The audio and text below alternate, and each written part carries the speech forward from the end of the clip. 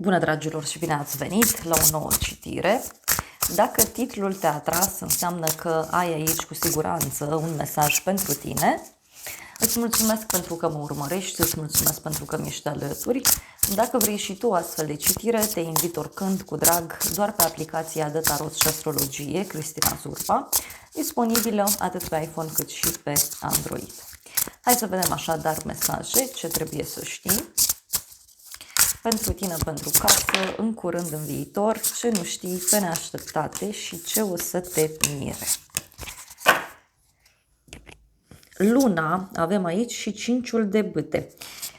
Ok, o oarecare îngrijorare, o oarecare agitație pe care eu o văd, care are legătură cu o situație necunoscută. Deci e ceva ce tu încă nu cunoști, e ceva ce încă nu este foarte clar în viața ta.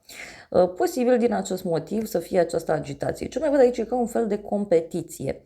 Unii e ca și cum fie sunteți în competiție cu cineva, poate la locul de muncă, poate în dragoste, poate în general simțiți că sunt oameni mai agitați în jurul vostru. Mai văd aici pentru unii o legătură cu zodia Rac, zodia Scorpion. Mai văd că este și o perioadă ușor întunecată pentru tine. Pentru tine avem 9 de cupe, deci uite, e un moment în care te simți împlinit, mulțumit, liniștit, te bucuri de ceea ce tu ai. 9 de cupe poate să reprezinte și o satisfacție foarte mare din punct de vedere emoțional. De asemenea, tot 9 de cupe poate să reprezinte și o bucurie foarte mare pentru inima ta. Poate în plan personal ceva te împlinește, dar alții simt aici că e ca și cum sunteți împliniți, sunteți mulțumiți, da, cu puținul care este. Pentru alții simt aici foarte multe emoții pe care le aveți în acest moment. Bun, hai să vedem despre ce este vorba. 9 de cupe, ce spune?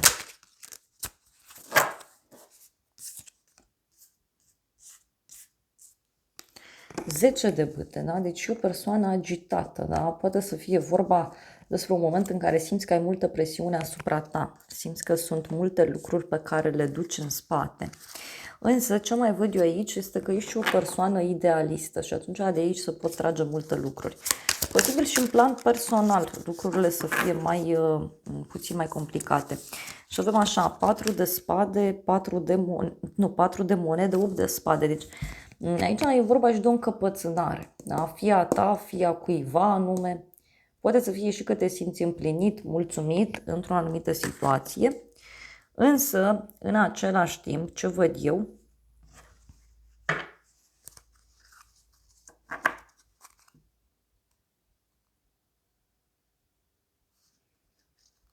e și un oarecare blocaj.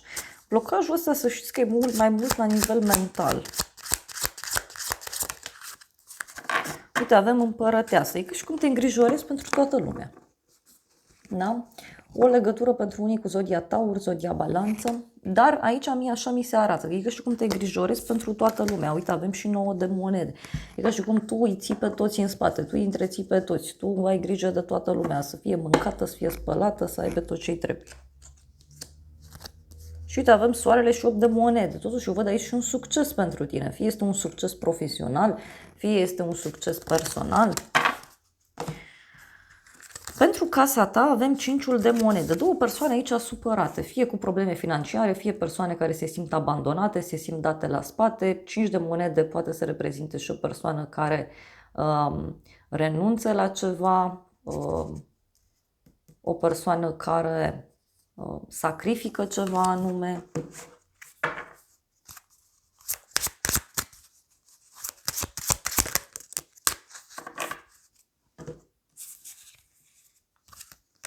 Patru de bâte, 8 de monede.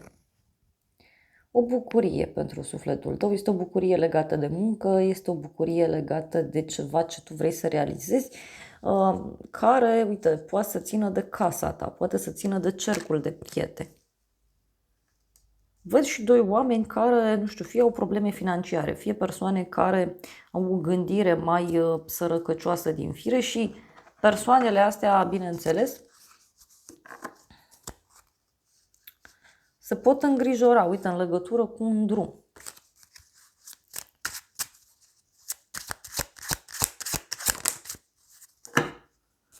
Diavolul, o conexiune cu un Capricorn. Mai văd aici și pe cineva care se simte destul de ciudat, da? Poate să fie vorba despre o persoană care îi place să dețină controlul, cineva care, pe de altă parte, e foarte concentrat pe sfera materială. Și avem aici regina de cupe, o legătură cu o zodie de apă, rac, scorpion sau pești. Fie este vorba despre o femeie foarte sensibilă din apropierea ta, care se gândește prea mult, care se stresează prea mult. Fie este vorba despre o problemă de sănătate a cuiva. În curând 6 de monede. Uite, în curând primești bani. Dai bani la rândul tău. În curând văd aici un echilibru financiar pe care reușești să-l găsești. Tot în curând văd aici că e ca și cum primești un cadou de la cineva sau poate chiar o persoană care, știu eu, face cumpărături. În curând. Judecata. În curând. Dacă cineva avea aici să-ți dea niște bani, cu siguranță îi primești. Dar ce mai văd aici e că are legătură cu o persoană care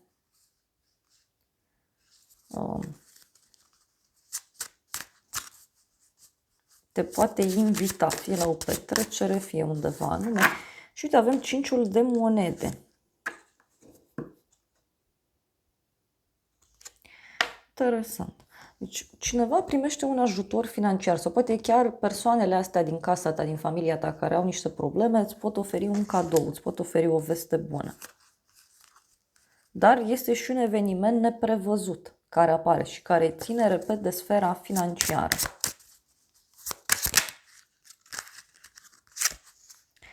Șapte de spade, regina de bâte, o legătură și cu o zodie de foc, berbec, leu, săgetător.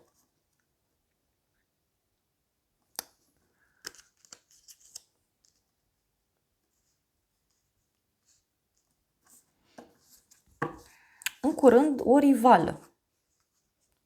O femeie care are niște probleme. E o femeie supărată, o femeie care se simte trădată. În viitor, 2 de monede. În viitor văd aici că vei reuși să te împarți între două situații diferite. Loc de muncă și casă, prieteni și familie, dragoste și prieteni. Poate să fie aici că în viitor, uite, vei fi nevoit să te împarți între două orașe, două locații diferite. Pentru alții mai simt aici cu 2 de monede că este vorba despre un moment în care reușești pe cât posibil să-ți găsești un anumit echilibru. Adică și cum schimbi bani, dai bani.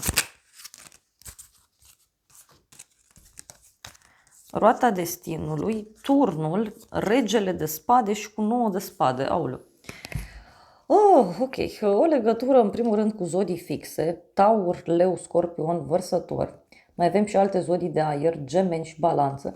Aici, în viitor, văd un bărbat mai viclean din fire, e un bărbat mai matur, e un bărbat stresat, cineva care trece prin niște schimbări bruște și e un personaj care amână sau un personaj care este instabil, cineva care încearcă aici să te convingă de un anumit lucru. Uite, e o persoană care are niște probleme legate de un drum.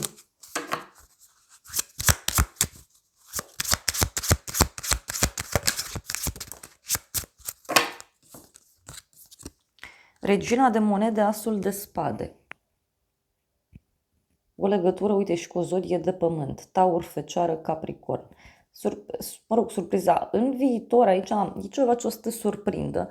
Poate legat și de o femeie. Poate legat și de o decizie pe care persoana aceasta o ia, dar e o decizie care ține și de sfera financiară.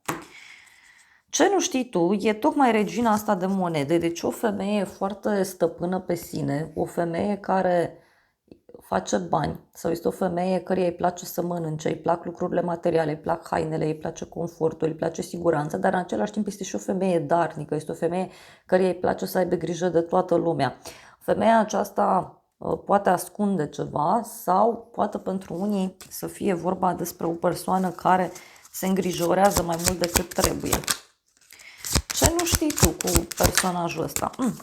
Avem așa, cavalerul de monede, pajul de cupe. Ce nu știi tu? Deci poate avea legătură pentru unii dintre voi cu faptul că femeia asta îți poate propune ceva. Femeia aceasta poate să fie interesată, fie de o colaborare cu tine, fie de o relație importantă, fie femeia aceasta poate să fie interesată de o bucurie, o victorie, ca și cum femeia aceasta îți pregătește ceva.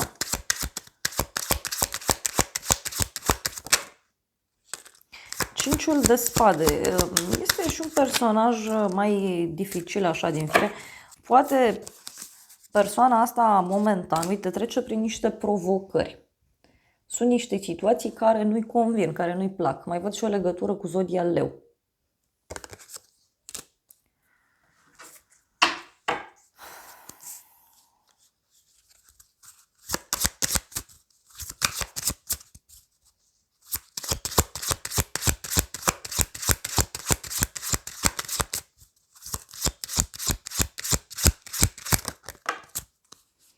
Zece de spade, cavalerul de spade. Deci persoana asta, nu știu, se simte aici pusă la pământ. Poate să fie ceva legat de un sfârșit. Poate să fie ceva legat de o veste eliberatoare.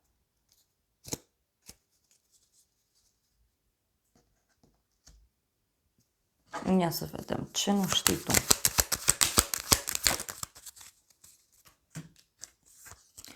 Ofițerul și boala. Deci, cineva care, nu știu, femeia asta și-a programat ceva.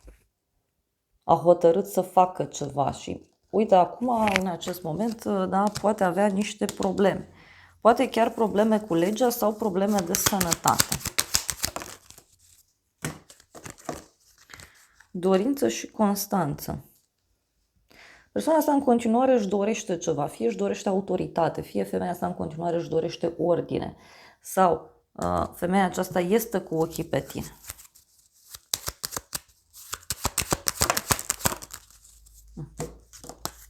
Dar uite, e ceva legat și de un drum.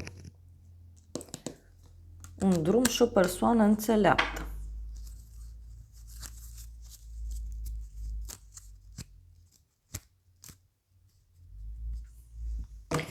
Vreau să văd ce spune și tarotul meu. Na, e o femeie geloasă, da? Cineva care e geloasă, fie în legătură cu o întâlnire pe care o ai, fie în legătură cu o discuție importantă pe care o porți, fie femeia aceasta este geloasă în legătură cu partea sa profesională. Avem o bucurie mare și o surpriză. Dar totuși posibil ca femeia asta până la urmă să dea la spate gelozia și să-ți facă o surpriză plăcută. Uite că e un noroc mare pentru tine. Pe neașteptate 8 de monede, pe neașteptate văd aici o activitate care poate să apară pentru tine. Pe neașteptate văd aici ceva legat de muncă, fie o activitate surpriză la locul de muncă, fie are legătură și cu niște detalii pe care le mai ai de pus la punct. Cineva care lucrează.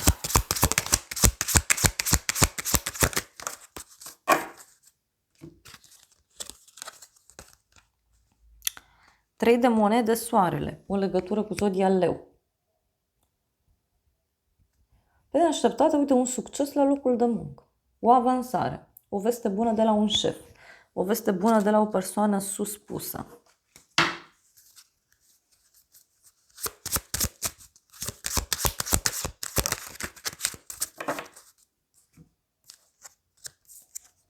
Luna, 7 de bâte, o legătură cu zodia Pești. Zodia Rac mai avem aici. Surpriza, uite, poate avea legătură cu o femeie și un bărbat.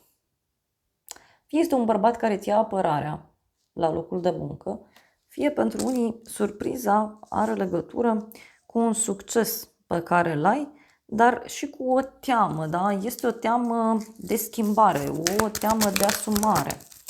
Ei, avem așa, o veste despre un final, cineva care vrea să te revadă și cu noroc neașteptat.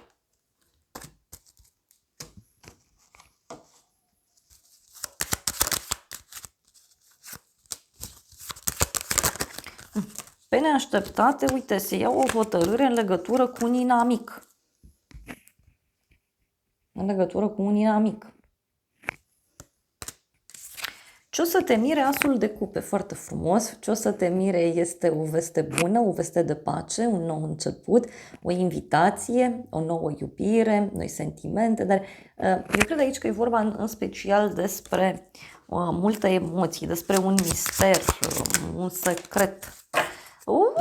Ce o să te miră? Stați așa, asul de bâte, 4 de cupe, asul de cupe și cavalerul de bâte. Ce o să te mire? Nu știu, parcă e cineva care inițial vine către tine cu o invitație, fie la aventură, fie e vorba de o invitație mai puțin serioasă, da? E o persoană entuziasmată care propune ceva și văd aici un 4 de cupe, deci un oarecare refuz, dar apoi avem asul de cupe și cavalerul de cupe. Ce o să te mire pentru tine?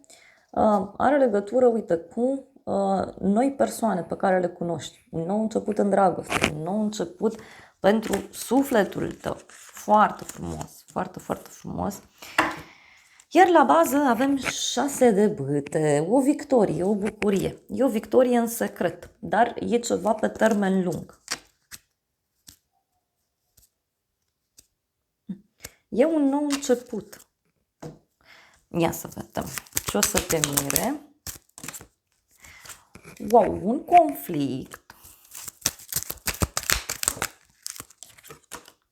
Și realizarea dorințelor. Deci, ce o să te mire poate să fie și că faci pace într-un conflict, într-o situație încurcată și avem, uite, o invitație cu dragoste sinceră, cu bărbat în vârstă și cu o bucurie de departe.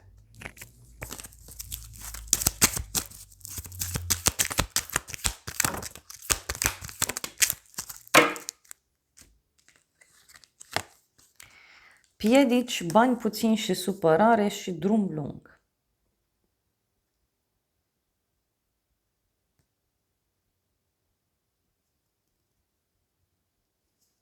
Cineva care, știu eu, poate are niște probleme legate de un drum.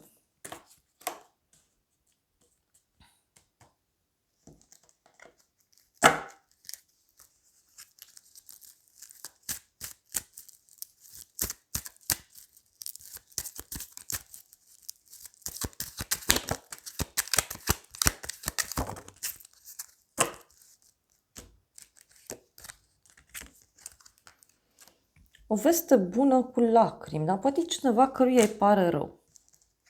Cineva care regretă. Da, dar uite, avem aici și un personaj ușor viclean, adică lucrurile se leagă. Ce o să te mire? Avem căsătorie, gelozie și o bucurie neașteptată. Poate cineva care își dorește să te cunoască mai bine? Cineva care te întreabă, ai pe cineva, ești cu cineva oficial. Dar, bineînțeles, aici poate să fie vorba și despre o gelozie foarte mare în cuiva.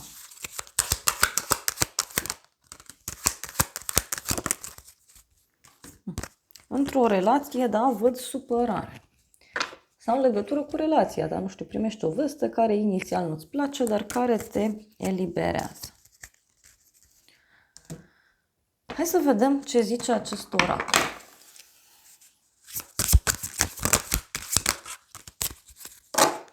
Aici avem așa, semne de aer, Gemeni, Balanță, Vărsător. Avem intuiție, steagurile roșii pe care tu le ignori acum, te-ar putea afecta mai târziu. Iar apoi avem manifestă, spune universului exact ceea ce tu vrei. Deci astea sunt sfaturile oracolului. Și avem un divorț, da? O separare, altcineva care intervine în situație.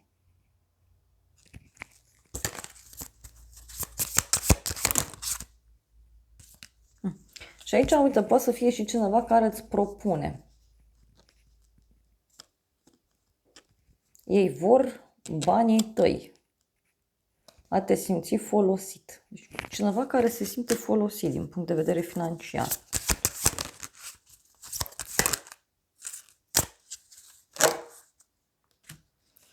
Dar ce mai văd aici e și o vacanță, da?